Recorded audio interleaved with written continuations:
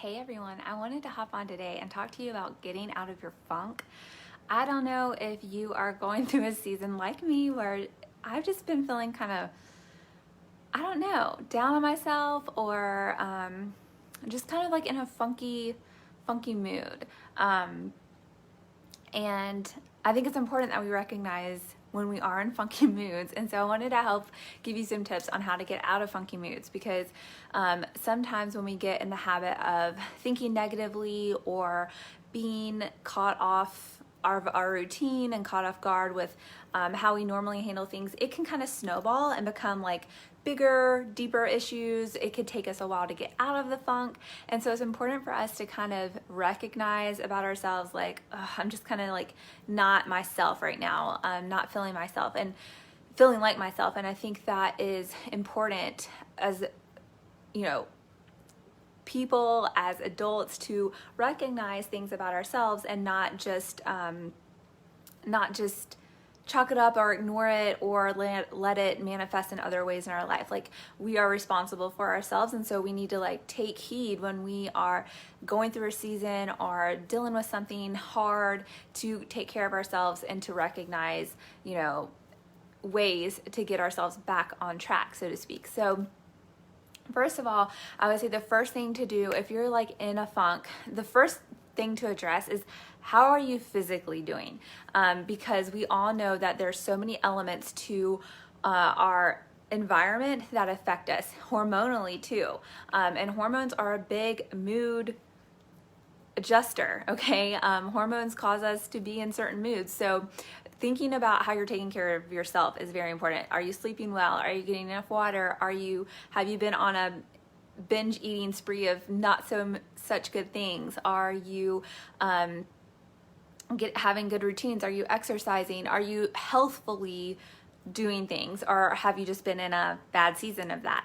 That right off the bat, when you begin to allow your body to physically get repaired, you are going to mentally feel better, because it's going to release endorphins. It's going to help with cortisol level, which is your stress hormone. It's going to help with a bunch of your hormones, your testosterone, your progesterone, your estrogen, which we all have regardless if you are male or female, just in different doses. So it's important that we are taking care of ourselves physically. So I would say a good place to start is, you know, seeing how you've been taking care of yourself. And if you're in a funk and you recognize that, like, maybe try to skip that fried meal at lunch, or go for a walk on your lunch, or do something more healthful, and you will begin to mentally feel better too. So make sure you're taking care of yourself. The other thing I will say, another tip for getting out of your funk, is to tell somebody. And I know this one is hard, and as a person who is very private, believe it or not, who's very private with things, I don't like to need to be dependent on others. I like to be very independent, and that gets me into trouble, because God didn't build us to do life on our own. He wants us to be in community with Him and with others. That is how He made us. We flourish when we are working in a community atmosphere. And so be accountable to someone. Tell someone you're in a funky mood. Tell someone you're going through something. I'm fortunate enough to have very dear people in my life that I always can tell when I am dealing with something. I don't always tell them, and the struggle for me is just to open my mouth and get, you know, say something to them to get to receive the help.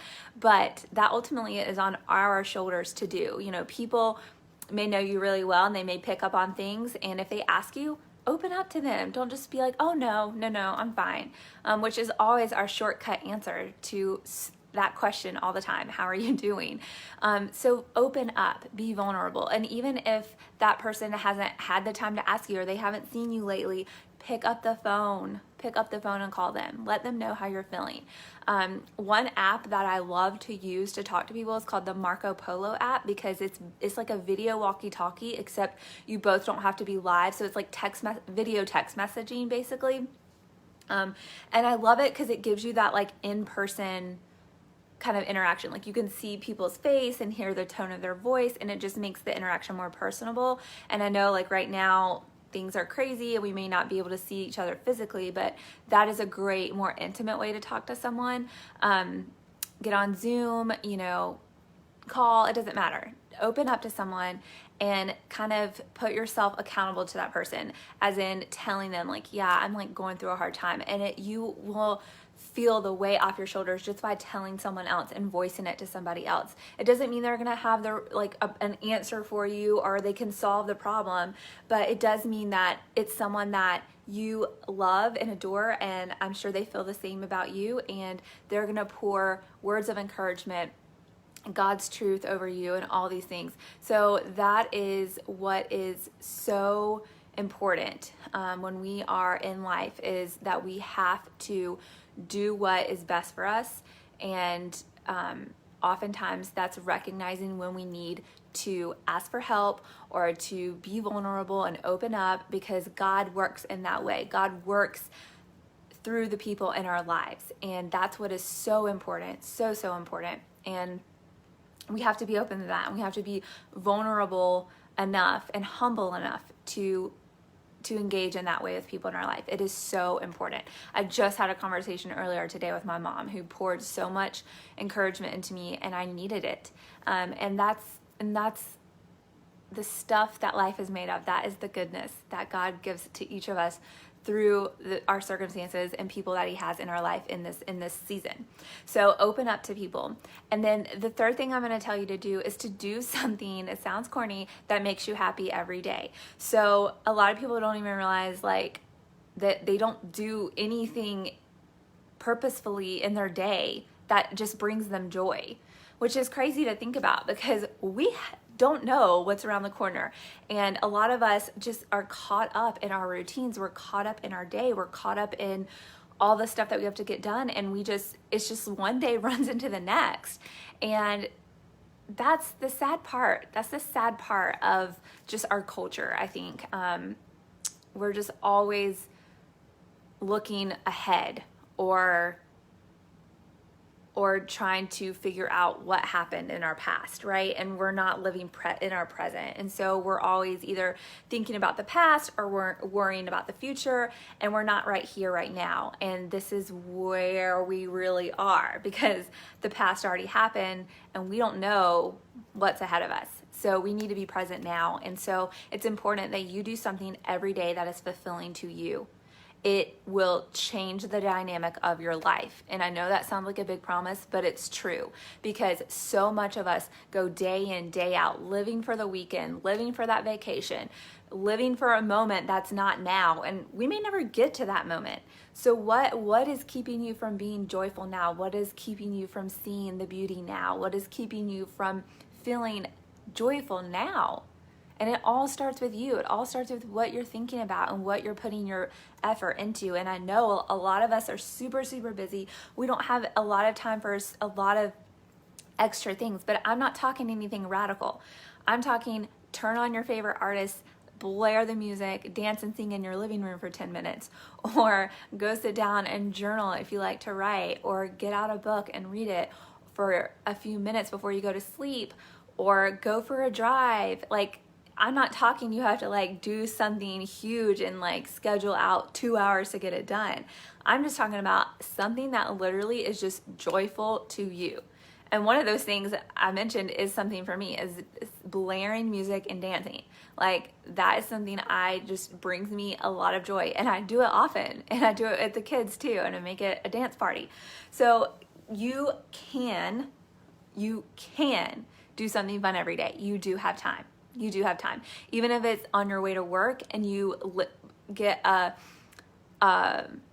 book on tape, an Audible book of just like anything. It could be a fiction book. It could be anything that just brings you entertainment and joy. Listen to that on your way to work. Like, there are so many ways that you can bring joy to your life and do things that make you happy. And it makes you happy. If it's doodling, if it's painting, if it's exercising, if it's